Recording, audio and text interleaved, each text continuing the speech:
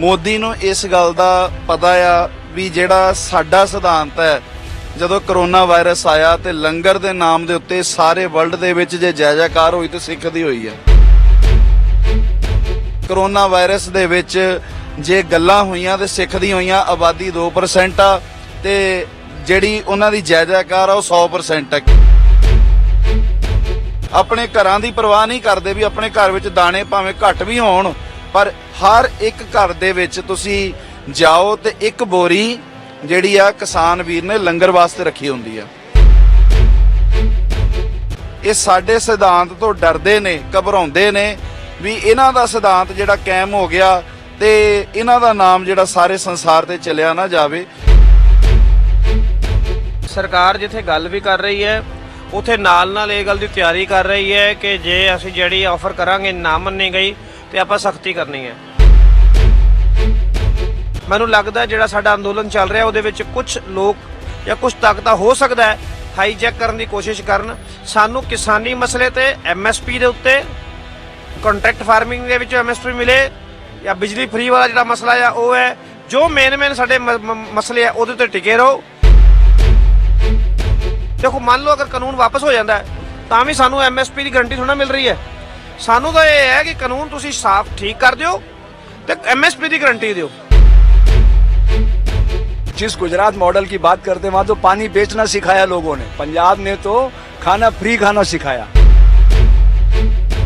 वो खुद ही कहता मैंने चाय बेची, अब 2 रुपए में उसने चाय बेची, मुझे समझ नहीं आता। उस समय तो लाल टिकड़ी चलती थी 1 पैसे का।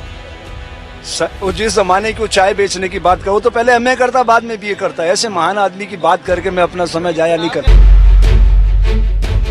2019 में 37% लोगों ने इनको वोट किए, 63% ने खिलाफ किए, फिर कैसे बहुमत बन गया 303 का? बटा हुआ वोट है साहब, डिवाइड एंड रूल। एक्चुअल अंग्रेजों को इन्होंने 100% फॉलो किया है।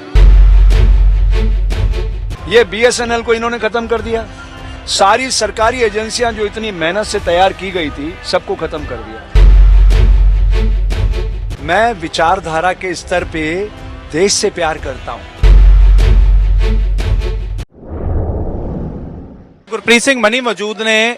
ਭਾਈ ਸਾਹਿਬ ਜੀ, ਪੰਜਾਬ ਦੇ ਵਿੱਚ, ਹਰਿਆਣੇ ਦੇ ਵਿੱਚ ਵੱਖ-ਵੱਖ ਗੁਰੂ ਘਰਾਂ ਦੇ ਨਾਂ ਤੇ ਵੀ ਕਾਫੀ ਜ਼ਮੀਨਾਂ ਹੁੰਦੀਆਂ ਜਿੱਥੇ ਕਿਰਸਾਨੀ ਹੁੰਦੀ ਹੈ, ਔਰ ਕਈ ਗੁਰੂ ਘਰ ਤੇ ਐਸੇ ਐਗਜ਼ਾਮਪਲ ਨੇ ਕਿ ਜੋ ਆਪਣੇ ਹੀ ਜੋ ਜ਼ਮੀਨਾਂ ਦੇ ਵਿੱਚੋਂ ਉਗਾਉਂਦੀਆਂ ਹੈ ਤੇ ਉਹੀ ਲੰਗਰ ਦੇ ਵਿੱਚ ਵਰਤੋਂਦੀਆਂ ਹੈ।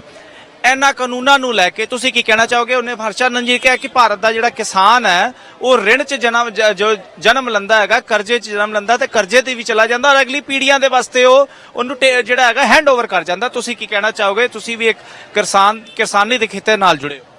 ਸਭ ਤੋਂ ਪਹਿਲਾਂ ਤਾਂ ਮੈਂ ਸਰਦਾਰ ਜਰਨੈਲ ਸਿੰਘ ਜੀ ਦਾ, ਸਵਾਮੀ ਜੀ ਦਾ ਬਹੁਤ ਧੰਨਵਾਦ ਕਰਦਾ। ਜਿਹੜੀ ਗੱਲਾਂ ਸਵਾਮੀ ਜੀ ਨੇ ਕਹੀਆਂ ਉਹ ਬਹੁਤ ਹੀ ਗਹਿਰਾਈ ਦੇ ਨਾਲ ਸੋਚਣ ਵਾਲੀਆਂ ਆ, ਪਰ ਮੈਂ ਜਿਹੜੀ ਧਰਮ ਦੇ ਪੱਖ ਤੋਂ ਗੱਲ ਕਵਾਂਗਾ ਕਿਉਂਕਿ ਉਹਨਾਂ ਨੇ ਪੋਲੀਟੀਕਲ ਗੱਲ ਬਹੁਤ ਹੀ ਪਿਆਰੀ ਕਹੀ ਹੈ ਜਿਹੜੀ, ਤੇ ਸਵਾਮੀ ਜੀ ਨੇ ਜਿਹੜੀ ਗੱਲ ਕਹੀ ਹੈ ਉਹਨਾਂ ਨੇ ਦੋਨੋਂ ਨਾਲ ਲੈ ਲੀਆਂ।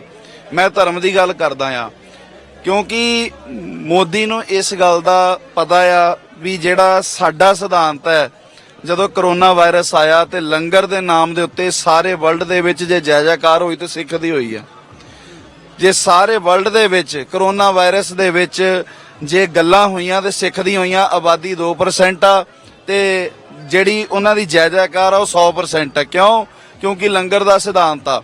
ਤੇ ਜੇ ਅੱਜ ਸਾਡੇ ਕੋਲ ਕਿਸਾਨ ਵੀਰ ਨਹੀਂ ਹੋਏਗਾ, ਜਿਹੜਾ ਸਾਡੇ ਕੋਲ ਅਨਾਜ ਉਹ ਲੈ ਕੇ ਆ ਰਿਹਾ, ਆਪਣਾ ਦਸਵੰਧ ਤੁਸੀਂ ਦੇਖ ਲਓ, ਹਜੂਰ ਸਾਹਿਬ ਦੇ ਵਿੱਚ ਲੱਖਾਂ ਕੁਆਂਟਲ ਕਿੰਨੀ ਕਣਕ ਭੇਜ ਰਹੇ, ਕਿੰਨੇ ਟਰੱਕ ਦੇ ਟਰੱਕ ਭਰ ਕੇ ਸੇਵਾ ਆਪਣੇ ਵੱਲੋਂ ਭੇਜ ਰਹੇ ਨੇ।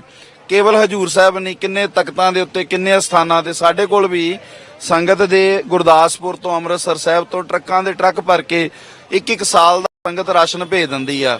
ਆਪਣੇ ਘਰਾਂ ਦੀ ਪਰਵਾਹ ਨਹੀਂ ਕਰਦੇ ਵੀ ਆਪਣੇ ਘਰ ਵਿੱਚ ਦਾਣੇ ਭਾਵੇਂ ਘੱਟ ਵੀ ਹੋਣ, ਪਰ ਹਰ ਇੱਕ ਘਰ ਦੇ ਵਿੱਚ ਤੁਸੀਂ ਜਾਓ ਤੇ ਇੱਕ ਬੋਰੀ ਜਿਹੜੀ ਆ ਕਿਸਾਨ ਵੀਰ ਨੇ ਲੰਗਰ ਵਾਸਤੇ ਰੱਖੀ ਹੁੰਦੀ ਆ। ਹਰ ਇੱਕ ਘਰ ਦੇ ਵਿੱਚ ਇੱਕ ਬੋਰੀ ਉਹਨੇ ਰੱਖੀ ਹੁੰਦੀ ਆ। ਪਰ ਇੱਕ ਇਹਦੇ ਵਿੱਚ ਹੋਰ ਗੱਲ ਮੈਂ ਕਹਿ ਦਿੰਦਾ ਆ, ਬੁਰਾਈ ਕਰਨ ਆਉਣ ਤੇ ਹੈ ਉਹਨਾਂ ਨੂੰ ਦੇਣੀ ਹੈ, ਕਾਰ ਸੁਨੇਹਾ ਵੀ ਦੇ ਜਾਂਦੇ ਆ। ਹਾਂਜੀ, ਮੈਂ ਗੱਲ ਵਧਾਵਾਂਗਾ ਨਹੀਂ ਕਿਉਂਕਿ ਬਹੁਤ ਸੂਝਵਾਨ ਬੈਠੇ ਨੇ। ਇੱਕ ਬੋਰੀ ਰੱਖੀ ਹੁੰਦੀ ਆ, ਪਰ ਹੁਣ ਅਗਲੀ ਗੱਲ ਸੁਣਿਓ, ਉੱਥੇ ਮੰਗਣ ਵਾਲੇ ਕਿੰਨੇ ਹੀ ਆ ਜਾਂਦੇ ਨੇ। ਮੇਰੇ ਵਰਗਾ ਮੈਂ ਆ ਗਿਆ ਦੋ ਤਿੰਨ ਹੋਰ ਆ ਗਏ, ਚਾਰ ਆ ਗਏ, ਪਰ ਉਹਨਾਂ ਕਦੀ ਮੱਥੇ ਤੇ ਤਿਉੜੀ ਨਹੀਂ ਪਾਈ। ਤੇ ਬਰਕਤ ਦੇਖੋ, ਖਾਵੋ ਖਰਚੋ ਰਲ ਮਿਲ ਭਾਈ, ਟੋਟ ਨਾ ਆਵੇ ਵੱਧ ਹੋ ਜਾਈ। ਉਹ ਇੰਨੀਆਂ ਬੋਰੀਆਂ ਭਰ ਭਰ ਕੇ ਦੇ ਦਿੰਦੇ, ਫੇਰ ਵੀ ਉਹਨਾਂ ਦੇ ਘਰ ਵਿੱਚ ਕਿਸੇ ਚੀਜ਼ ਦੀ ਕੋਈ ਕਮੀ ਨਹੀਂ ਆਉਂਦੀ। ਇਹ ਸਿਧਾਂਤ ਨੂੰ ਲੱਤ ਮਾਰਨ ਵਾਸਤੇ ਜੇ ਅੱਜ ਕਿਸਾਨੀ ਖਤਮ ਹੋ ਗਈ ਤੇ ਇਹ ਸਿਧਾਂਤ ਨੂੰ ਉਹਨੇ ਖਤਮ ਕਰਨ ਦਾ ਯਤਨ ਕੀਤਾ ਆ, ਪਰ ਇਹ ਨਹੀਂ ਪਤਾ ਵੀ ਉਸ ਤੋਂ ਪਹਿਲਾਂ ਵੀ ਕਈ ਇਸ ਸਿਧਾਂਤ ਨੂੰ ਖਤਮ ਕਰਨ ਵਾਸਤੇ ਆਏ, ਪਰ ਆਪ ਮੁੱਕ ਗਏ ਅਬਦਾਲੀ ਵਰਗੇ, ਜਿਨ੍ਹਾਂ ਨੇ ਸੋਚਿਆ ਵੀ ਅਸੀਂ ਹਰਿਮੰਦਰ ਸਾਹਿਬ ਸਿਧਾਂਤ ਗੁਰਬਾਣੀ ਨੂੰ ਖਤਮ ਕਰ ਦਿਆਂਗੇ। ਅੱਜ ਦੇ ਦੌਰ ਵਿੱਚ ਵੀ ਜਿੱਥੇ ਬੇਅਦਬੀਆਂ ਹੋ ਰਹੀਆਂ, ਕਿਸਾਨ ਮੋਰਚਾ ਆ, ਇਹ ਸਭ ਕੁਝ ਕਾਹਦੇ ਲਈ ਆ? ਇਹ ਸਾਡੇ ਸਿਧਾਂਤ ਤੋਂ ਡਰਦੇ ਨੇ, ਘਬਰਾਉਂਦੇ ਨੇ ਵੀ ਇਹਨਾਂ ਦਾ ਸਿਧਾਂਤ ਜਿਹੜਾ ਕਾਇਮ ਹੋ ਗਿਆ ਤੇ ਇਹਨਾਂ ਦਾ ਨਾਮ ਜਿਹੜਾ ਸਾਰੇ ਸੰਸਾਰ ਤੇ ਚੱਲਿਆ ਨਾ ਜਾਵੇ। ਸੋ ਇਹ ਚੀਜ਼ ਮੈਂ ਕਹਿਣਾ ਚਾਹਾਂਗਾ। ਬਾਕੀ ਤੁਸੀਂ ਇਹਨਾਂ ਤੋਂ ਵਿਦਵਾਨਾਂ ਤੋਂ ਸੁਣੋ। ਬਿਲਕੁਲ, ਧੰਨਵਾਦ ਕਰਦੇ ਹਾਂ ਮਨੀ ਜੀ ਦਾ। ਫਿਰ ਵਾਪਸ ਕਮੈਂਟ ਲਵਾਂਗੇ। ਜਰਨੈਲ ਸਿੰਘ ਜੀ, ਕੱਲ ਦੀ 5 ਤਰੀਕ ਦੀ ਮੀਟਿੰਗ ਤੋਂ ਸਾਰੇ ਕਿਸਾਨ ਵੀਰਾਂ ਨੂੰ ਦੇਸ਼ ਵਿਦੇਸ਼ਾਂ 'ਚ ਬੈਠੇ ਜਿਹੜੇ ਇਸ ਖਿੱਤੇ ਨਾਲ ਜੁੜੇ ਨੇ, ਸਾਰਿਆਂ ਨੂੰ ਇੱਕ ਬੜੀ ਉਮੀਦ ਸੀਗੀ ਕਿ ਕੱਲ ਕੋਈ ਵੱਡਾ ਹੱਲ ਆ ਸਕਦਾ ਹੈਗਾ। ਈਵਨ ਸਿਕਿਉਰਿਟੀ ਦੇ ਵੀ ਪੁਖਤਾ ਇੰਤਜ਼ਾਮ ਉੱਥੇ ਕੀਤੇ ਗਏ ਸੀਗੇ।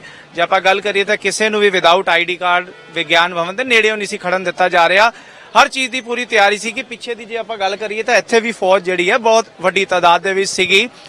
ਹੱਲ ਕਿਉਂ ਨਹੀਂ ਨਿਕਲਿਆ? ਸਰਕਾਰ ਦੇਰੀ ਕਿਉਂ ਕਰ ਰਹੀ ਹੈ? ਪਹਿਲੇ ਤਾਂ ਇੱਕ ਦਿਨ ਛੱਡ ਕੇ ਅਲਟਰਨੇਟਿਵ ਡੇਜ਼ ਦੇ ਵਿੱਚ ਮੀਟਿੰਗ ਚੱਲ ਰਹੀ ਸੀ, ਹੁਣ 3 ਦਿਨ ਦਾ ਸਮਾਂ ਪਾ ਰਿਹਾ।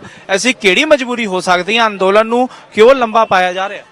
ਦੇਖੋ, ਦੋ ਗੱਲਾਂ ਹੈ। ਸਰਕਾਰ ਜਿੱਥੇ ਗੱਲ ਵੀ ਕਰ ਰਹੀ ਹੈ, ਉੱਥੇ ਨਾਲ ਇਹ ਗੱਲ ਦੀ ਤਿਆਰੀ ਕਰ ਰਹੀ ਹੈ ਕਿ ਜੇ ਅਸੀਂ ਜਿਹੜੀ ਆਫਰ ਕਰਾਂਗੇ ਨਾ ਮੰਨੀ ਗਈ ਤੇ ਆਪਾਂ ਸਖਤੀ ਕਰਨੀ ਹੈ। 2 ਦਿਨ ਪਹਿਲਾਂ ਹੀ ਸੁਪਰੀਮ ਕੋਰਟ ਦੇ ਵਿੱਚ ਰਿਟ ਪਾ ਦਿੱਤੀ ਗਈ ਹੈ, ਪਟੀਸ਼ਨ ਕੀਤੀ ਗਈ ਹੈ ਕਿ ਜਿਹੜਾ ਆ ਇਹ ਸੜਕ ਜਿਹੜੀ ਹੈ ਖੁੱਲਣੀ ਚਾਹੀਦੀ ਹੈ। ਤੇ ਜਿੱਦਾਂ ਉਹ ਸ਼ਾਹੀਨ ਬਾਗ ਦੇ ਵਿੱਚ ਸੜਕ ਸੁਪਰੀਮ ਕੋਰਟ ਨੇ ਆਰਡਰ ਕੀਤਾ ਸੀ ਕਿ ਬਈ ਸੜਕ ਨਹੀਂ ਰੋਕੀ ਜਾ ਸਕਦੀ, ਤੇ ਉਹ ਇਹ ਸਰਕਾਰ ਕਹੇਗੀ ਅਸੀਂ ਤਾਂ ਨਹੀਂ ਕਰ ਰਹੇ, ਸੁਪਰੀਮ ਕੋਰਟ ਦਾ ਆਰਡਰ ਹੈ। ਤੇ ਤੁਹਾਨੂੰ ਪਤਾ ਭਾਵੇਂ ਅਰਨਬ ਗੋਸਵਾਮੀ ਵਾਲਾ ਮਾਮਲਾ ਹੋਵੇ ਜਾਂ ਕੋਈ ਹੋਰ ਹੋਵੇ, ਉਹ ਸੁਪਰੀਮ ਕੋਰਟ ਦਾ ਆਰਡਰ ਲੈ ਆਉਂਦੇ, ਉਹਦੀ ਤਿਆਰੀ ਕਰ ਰਹੇ। ਪਹਿਲੀ ਗੱਲ। ਦੂਜੀ ਗੱਲ ਜਿਹੜੀ ਹੈ, ਇੱਕ ਮੈਨੂੰ ਅੰਦੇਸ਼ਾ ਹੈ, ਮੈਨੂੰ ਲੱਗਦਾ ਜਿਹੜਾ ਸਾਡਾ ਅੰਦੋਲਨ ਚੱਲ ਰਿਹਾ ਉਹਦੇ ਵਿੱਚ ਕੁਝ ਲੋਕ ਜਾਂ ਕੁਝ ਤਾਕਤਾਂ ਹੋ ਸਕਦਾ ਹੈ ਹਾਈਜੈਕ ਕਰਨ ਦੀ ਕੋਸ਼ਿਸ਼ ਕਰਨ। ਸਾਨੂੰ ਕਿਸਾਨੀ ਮਸਲੇ ਤੇ ਐਮਐਸਪੀ ਦੇ ਉੱਤੇ, ਕੰਟਰੈਕਟ ਫਾਰਮਿੰਗ ਦੇ ਵਿੱਚ ਐਮਐਸਪੀ ਮਿਲੇ, ਜਾਂ ਬਿਜਲੀ ਫ੍ਰੀ ਵਾਲਾ ਜਿਹੜਾ ਮਸਲਾ ਆ ਉਹ ਹੈ, ਜੋ ਮੇਨ ਸਾਡੇ ਮਸਲੇ ਆ ਉਹਦੇ ਤੇ ਟਿਕੇ ਰਹੋ। ਇਹ ਨਾ ਹੋਵੇ ਕਿ ਕੋਈ ਤੁਹਾਡੀ ਅੰਦੋਲਨ ਇੰਨਾ ਵੱਡਾ ਬਣ ਗਿਆ ਹੈ ਤੇ ਆਪਣੀ ਰਾਜਨੀਤਿਕ ਰੋਟੀਆਂ ਸੇਕਣ ਵਾਸਤੇ ਦੇਸ਼ ਦੇ ਵਿੱਚ ਉਹ ਮਸਲੇ ਨੂੰ ਜਾਣਬੁੱਝ ਕੇ ਖਿੱਚੇ ਤੇ ਹੱਲ ਹੁੰਦਾ ਵੀ ਹੋਵੇ ਤੇ ਨਾ ਹੋਣ ਦੇਵੇ। ਇਸ ਗੱਲ ਦਾ ਬਹੁਤ ਧਿਆਨ ਰੱਖੋ। ਹੋ ਸਕਦਾ ਮੋਰਚਾ ਇਹ ਹਾਈਜੈਕ ਹੋਣ ਦੀ ਕੋਸ਼ਿਸ਼ ਹੋ ਸਕਦੀ ਹੈ ਬੜੀ ਸੂਖਸ਼ਮ ਢੰਗ ਦੇ ਨਾਲ। ਕਿੱਦਾਂ ਹੋ ਸਕਦੀ ਹੈ? ਕੋਈ ਕੁਝ ਦੇਖਿਆ? ਕੁਝ ਦੇਖੋ, ਰਿਜਿਡਨੈਸ ਅਗਰ ਕਹਿ ਦੇਣ, ਇਹ ਕਹਿਣ ਕਿ ਵੀ ਸਿਰਫ ਕਾਨੂੰਨ ਸਾਰੇ ਵਾਪਸ ਹੀ ਕਰਨੇ ਆ, ਉਹ ਸਰਕਾਰ ਕਹਦੇ ਕਾਨੂੰਨ ਵਾਪਸ ਨਹੀਂ ਕਰਨੇ ਤੇ ਹੋ ਜਾਏ ਕੰਮ। ਵਿੱਚ ਦਾ ਰਸਤਾ ਕੱਢਣਾ ਪੈਂਦਾ ਹੁੰਦਾ, ਜਿਹਦੇ ਵਿੱਚ ਜਿਹੜੀਆਂ ਗਲਤੀਆਂ ਨੇ, ਕਮੀਆਂ ਨੇ, ਆਰਡੀਨੈਂਸ ਉਹ ਜਿਹੜੇ ਉਹਦੇ ਚ ਨੇ, ਉਹ ਅਮੈਂਡਮੈਂਟ ਕਰਨੀਆਂ ਪੈਣਗੀਆਂ। ਉਹ ਸਰਕਾਰ ਨੂੰ ਲਿਖਤੀ ਤੋਂ ਦੇਖੋ, ਮੰਨ ਲਓ ਅਗਰ ਕਾਨੂੰਨ ਵਾਪਸ ਹੋ ਜਾਂਦਾ ਤਾਂ ਵੀ ਸਾਨੂੰ ਐਮਐਸਪੀ ਦੀ ਗਰੰਟੀ ਥੋੜਾ ਮਿਲ ਰਹੀ ਹੈ। ਸਾਨੂੰ ਤਾਂ ਇਹ ਹੈ ਕਿ ਕਾਨੂੰਨ ਤੁਸੀਂ ਸਾਫ਼ ਠੀਕ ਕਰ ਦਿਓ ਤੇ ਐਮਐਸਪੀ ਦੀ ਗਰੰਟੀ ਦਿਓ, ਇਹ ਜ਼ਰੂਰੀ ਹੈ। ਅੱਛਾ, ਹੁਣ ਇਸ ਮਸਲੇ ਦੇ ਵਿੱਚ ਸਵਾਮੀ ਜੀ ਨੇ ਇੱਕ ਗੱਲ ਕੀਤੀ ਥੋੜੀ ਅਲੱਗਾ ਹੈ, ਜਿੱਦਾਂ ਉਹਨਾਂ ਨੇ ਲੈਂਗੁਏਜ ਦੀ ਵੀ ਗੱਲ ਕੀਤੀ। ਸਵਾਮੀ ਜੀ ਕਿਉਂਕਿ ਬਹੁਤ ਸੁਲਝੇ ਹੋਏ ਬੰਦੇ ਲੱਗ ਰਹੇ ਆ। ਇਹ ਜਿਹੜਾ ਕਹਿੰਦੇ ਆ ਦੇਸ਼ ਦੇ ਵਿੱਚ एक देश एक सिद्धांत, एक देश एक भाषा, एक देश एक धर्म, ਇਹ ਕਿਸ ਤਰਫ ਲੈ ਕੇ ਜਾ ਰਹੇ? ਇਹਨਾਂ ਨੂੰ ਹਿੰਦੁਸਤਾਨ ਦਾ ਇਤਿਹਾਸ ਬਾਰੇ ਜੋ ਸਾਰਾ ਅਧਿਆਤਮਕ ਹੈ ਕੁਝ समझाओ जरा। स्वामी जी, ये सवाल है, भारत तो अपनी विलक्षणता के तौर पे ही जाना जाता है। अपनी जो विलक्षणता पंजाबी जब कह देते हैं ना कि एक उसके तौर पे जाना जाता है, तो फिर ये क्या मतलब क्या बनाया क्या जा रहा है? भाई, भारत का मतलब है वसुधैव कुटुंबकम। आप जंगल में जाइए, सारी प्रजातियों के पेड़ पौधे हैं ना वहाँ, सारे तरह के जीव है ना वहाँ। अगर एक ही जीव हो, बंदर ही बंदर हो, शेर ही शेर हो, तो खूबसूरती रहेगी उसकी। तो ये एक प्रयोग है दुनिया के लिए। जैसे आप जाओ कनाडा जाओ, अमेरिका, एक ही रंग के लोग दिखते थे। भारत में डाइवर्सिटी में यूनिटी, ये रियासतों का देश था। अंग्रेजों ने यहाँ आके देखा कि ये तो सब बटे हुए लोग हैं, तो उन्होंने ज्ञान की अभिवृद्धि के लिए सारा सहयोग किया था। जो वाला फॉर्मूला अभी तक चल रहा है? नहीं, वो क्या करते थे कि भाई आपके पास जैसे ज्ञान की कमी है तो आपका इस्तेमाल करते थे। वो आपको 10 रुपए देते, 1000 रुपए खुद कमा लेते।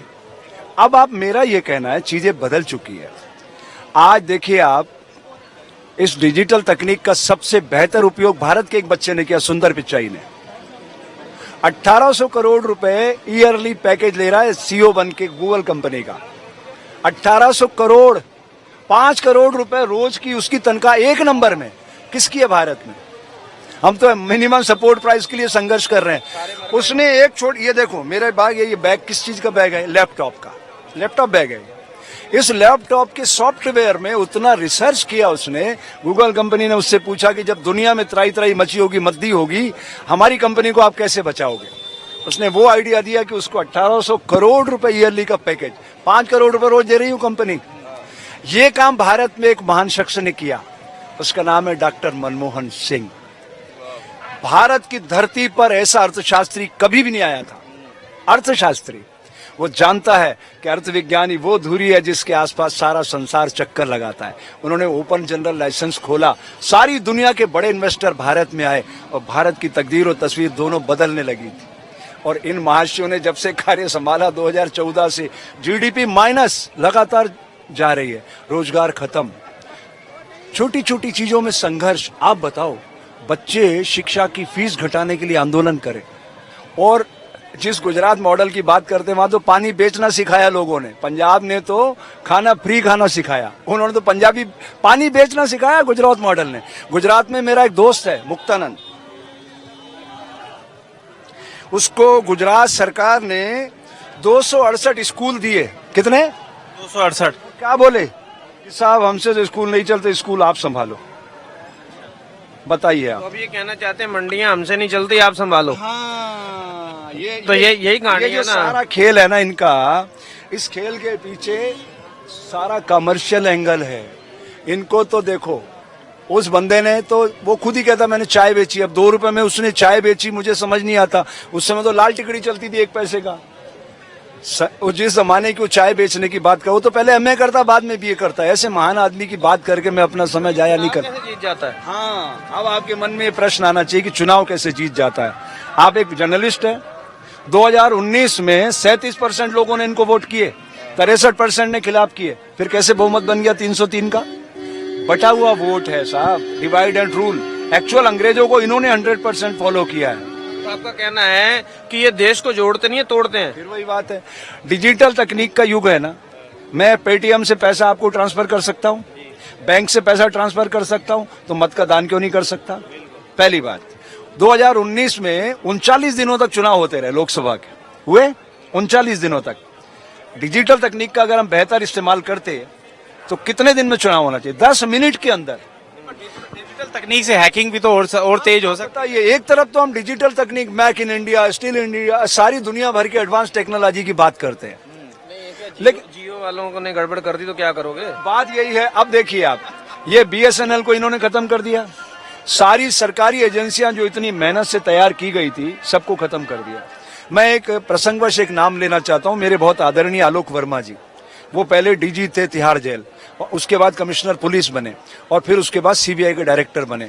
पूरी जिंदगी उन्होंने एक चरित्रवान आईपीएस का रोल अदा किया, ईमानदारी से।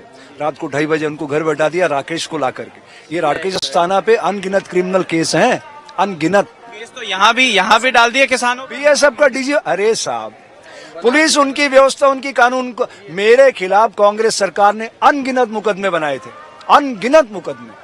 तो आपको भाजपा को सपोर्ट करना चाहिए था। यही तो मैं आपसे कह रहा हूं, मैं तो शाखा से निकला हुआ आदमी हूं, लेकिन मैं विचारधारा के स्तर पे देश से प्यार करता हूं। और मेरा सिद्धांत है, व्यक्ति से बड़ी संस्था, संस्था से बड़ा राष्ट्र, राष्ट्र से बड़ी मानवता। मैं उस सिद्धांत को अंगीकार कर चुका हूं। डिफरेंस तो अब खत्म हो गया। अरे साहब, अब विचारधारा कहाँ रही? और सुनिए, आप बड़ी बात कह रहे हैं सरदार जी, कांग्रेस एक विचारधारा है, ये कांग्रेस की जेरोक्स कॉपी है। जेरोक्स के पास कोई विचार होता है क्या? वो तो कॉपी होती है। इनके पास अगर कुछ विजन होता तो 2014 से 6.5 सालों में दिखता ना वो है। इन्होंने किस मोर्चे पर सफलता पाई, आप बता दो। सारे देश में क्या इन्होंने नौकरियां दी बच्चों को, रोजगार के अवसर पैदा किए? नोटबंदी से कितना नुकसान हुआ? काला धन वापिस आया? और देश में इन्होंने सांप्रदायिक सद्भाव को, सामाजिक समरसता को जो चुनौती दी है, इसका आने वाली पीढ़ियों को कितना परिणाम भुगतना पड़ेगा?